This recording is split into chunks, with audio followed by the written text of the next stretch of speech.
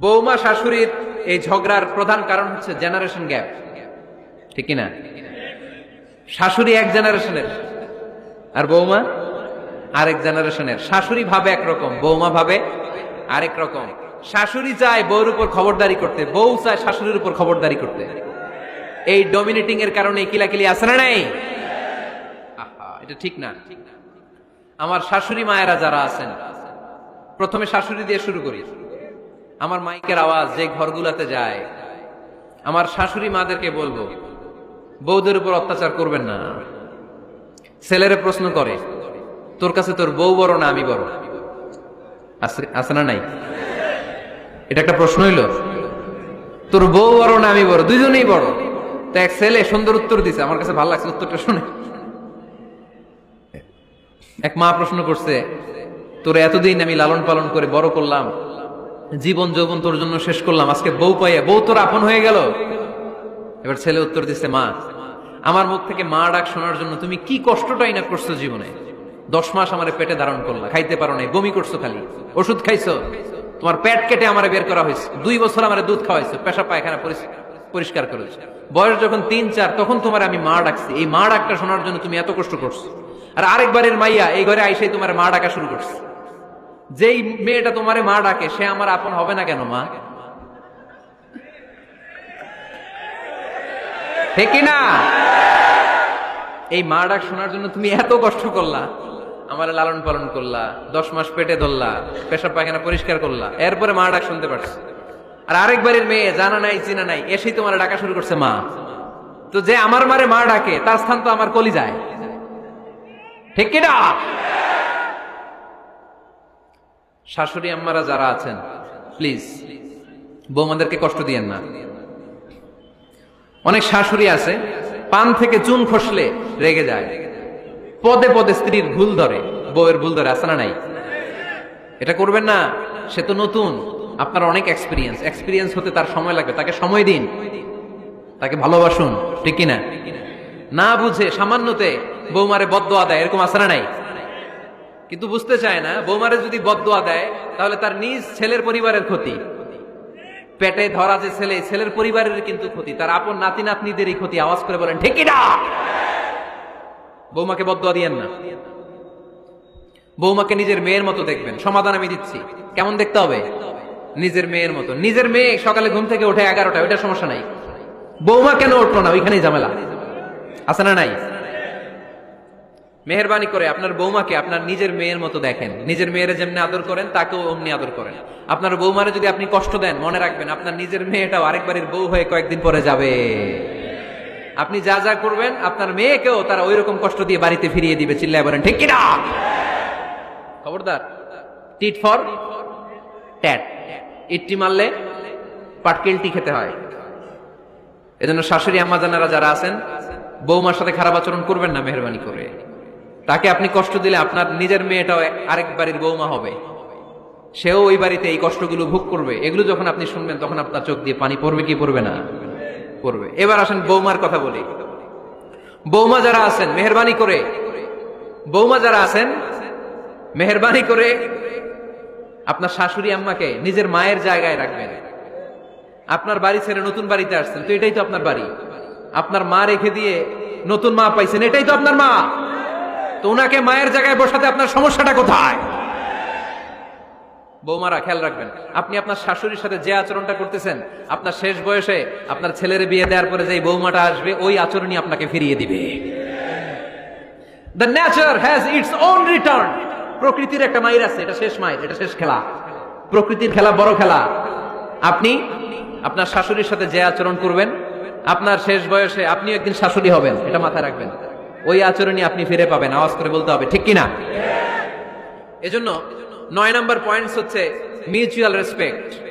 সবাই যেন সবাইকে ভালোবাসি। দোষ ছাড়া মানুষ নাই, সবার দোষ আছে। আমরা যেন একে অন্যের দোষ না খুঁজি।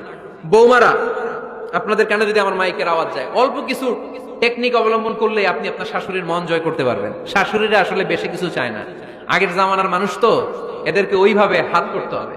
মাঝে মাঝে একটু শাশুড়ির মাথায় তেল দিয়ে দেন, চুলে তেল দিয়ে দিবেন আর কি, মাঝে মাঝে চুল আশ্রয় দিবেন। এগুলো কিন্তু খুব পছন্দ করে শাশুড়িরা।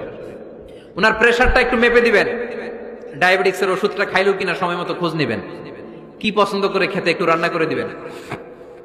যেই বক্তার ওয়াজ শুনতে পছন্দ করে ওই বক্তার ওয়াজগুলো ডাউনলোড করে শাশুড়ি আম্মাকে দিবেন, ইসলামী বই দিবেন। দেখবেন বয়স্ক নারীরা মাহফিল যেতে খুব পছন্দ করে, ওয়াজ শুনতে খুব পছন্দ করে, নবীদের কাহিনীগুলো শুনতে পছন্দ করে।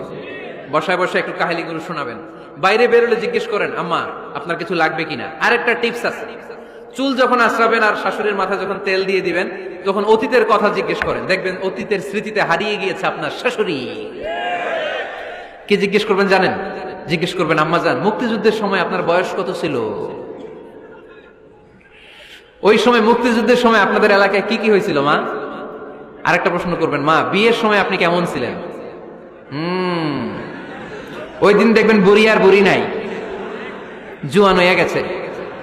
ওই দিন বলবে, মা আমি অনেক সুন্দরী ছিলাম, আমার মাথায় অনেক চুল ছিল, আজকে নাই।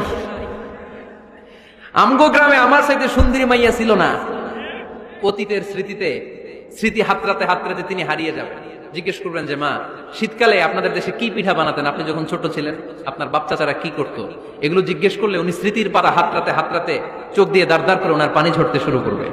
আপনার জায়গায় ওনার হৃদয়ের মনি কোঠায় এমন জায়গায় পৌঁছবে, আপনার ছাড়া উনি কিছুই বুঝবে না। বৌমারা, এই অল্প কিছু টিপস অবলম্বন করে আপনারা আপনাদের শাশুড়ির মনকে জয় করতে পারেন। শাশুড়ি বৌমার দ্বন্দ্ব আমরা চাই না। আমরা চাই শাশুড়ি বৌমাকে নিজের মেয়ের মতো জানো, আর বৌমার শাশুড়িকে আপন মায়ের মতো ভালোবাসো, ঠিক কিনা? এই মিউচুয়াল রেসপেক্টই পারে শাশুড়ি বৌমার দ্বন্দ্বকে দূর করতে, আর ঘরটারে শান্তি টুকরা বানাতে। আওয়াজ করে বলেন ঠিক কিনা? কয়টা গেল? আর আছে কয়টা? দোয়া করবেন একে অপরের জন্য। দোয়া সাইয়েদনা ইব্রাহিম ফ্যামিলির জন্য দোয়া করতেন, রব্বি জাআলনি মুকিমাস সালাতি ওয়া মিন যুররিয়াতি রব্বানা ওয়া তাকাব্বাল দুআ। ও আল্লাহ, আপনি আমার নামাজ কায়েমকারী বানান, আমার কলিজার টুকরা সন্তান ইসমাইলকেও নামাজ কায়েমকারী বানান। আমার দোয়াটা আপনার দরবারে আপনি কবুল করে নেন। সুবহানাল্লাহ পড়েন। রব্বানা ইন্নী আসকানতু মিন যুররিয়াতি বিওয়াদিন গায়রি যী যারইন ইনদা বাইতিকাল মুহাররাম। ও আল্লাহ, আমার সন্তান সন্ততি, আমার ফ্যামিলিকে ধুধুমরু প্রান্তর এই উপত্যকার মধ্যে তোমার কাবা ঘরের সামনে রেখে গেলাম। তাদেরকে তুমি নামাজ কায়েমকারী বানিয়ে দিও। গোটা বিশ্বের সব মানুষের অন্তর আমার ফ্যামিলির দিকে আল্লাহ তুমি ঝুঁকিয়ে দিও। ওয়ারযুকহুম মিনাস সামারাত, ফলমূল দিয়ে আল্লাহ তুমি তাদেরকে রিজিকের ব্যবস্থা করে দিও। তার মানে সব নবীরা তাদের পরিবারের সদস্যদের জন্য দোয়া করতেন কি করতেন না? আবার কোরআন আমাদেরকে শিখালো, রব্বানা হাব লানা মিন আজওয়াজিনা ওয়া মিন যুররিয়াতিনা কুররাতা আ'য়ুন ওয়াজআলনা লিল মুত্তাকিনা ইমামা। ও আল্লাহ, এমন নেককার সন্তান, এমন নেককার স্ত্রী আপনি আমাকে দান করেন যাদের দিকে তাকালে আমার চোখ দুইটা ঠান্ডা হয়ে যায়। চক্ষু শীতলকারী স্ত্রী দেন। বিয়ে যাদের হয় নাই, ইয়াং ছেলেরা এই দোয়াটা করবা। বিয়ের জন্য দোয়ার দরকার আছে না নাই? প্রতিদিন এই দোয়া করবা, আল্লাহ এমন স্ত্রী দেন, এমন জীবন সঙ্গিনী আপনি আমাকে দেন, এমন লাইফ পার্টনার দেন যার দিকে তাকালে আমার চোখ জুড়িয়ে যায়। এমন সন্তান আল্লাহ আপনি আমার ফ্যামিলিতে দেন যাদের দিকে তাকালে আমার চোখ দুইটা ঠান্ডা হয়ে যায়। নেককার সন্তান, নেককার স্ত্রী আল্লাহর কাছে দোয়া করে চেয়ে নিতে হয়। তাহলে ফ্যামিলি মেম্বার একে অপরের জন্য দোয়ার দরকার আছে না নাই? বাবা দোয়া করবে ছেলের জন্য, ছেলে করবে বাবার জন্য, মা দোয়া করবে মেয়ের জন্য, মেয়ে করবে মায়ের জন্য, ভাই করবে বোনের জন্য, বোন করবে ভাইয়ের জন্য। দোয়ার দরকার আছে না নাই? দোয়া করবেন সবাই সবার জন্য। এই যে কোরআনের বঙ্গানুবাদ পাওয়া যায় না এখন, কথা বলেন। স্মার্টফোন আছে কার কার দেখি? হ্যাঁ, কারা কারা স্মার্ট দেখি? হাজার হাজার স্মার্ট, মাশাআল্লাহ। এই স্মার্টফোনের ভেতরে আল কোরআন নামে বাংলায় কোরআনের একটা অ্যাপস পাওয়া যায়। কথা বলেন, পাওয়া যায় কি যায় না? আজকে থেকে এই অ্যাপসটা ডাউনলোড করে প্রতিদিন 1 আয়াত 2 আয়াত 3 আয়াত করে পড়া শুরু করে দেন। বাঁচতে হলে পড়তে হবে, বাঁচতে হলে জানতে হবে, ঠিক কিনা? এই স্লোগান আমাদেরকে শিখায়। এই স্লোগান তো আল্লাহ এই স্লোগান দিয়েই তো আল্লাহ কোরআন শুরু করছে, ইকরা বিসমি রাব্বিকাল্লাযী খালাক। বাঁচতে হলে জানতে হবে, বাঁচতে হলে পড়তে হবে, পড়ার কোনো বিকল্প নাই। আওয়াজ করে বলেন ঠিক কিনা? সুজানগরের রায়েরা মোবাইলের অ্যাপসের ভিতরে আমরা কোরআন রাখতে রাজি আছি তো সবাই? হাদিসের অ্যাপস ডাউনলোড করতে রাজি আছি তো? বাস রাজি আছি, ডাউনলোড করে রাখা দেবো, আর কেউ পড়বো না নাকি?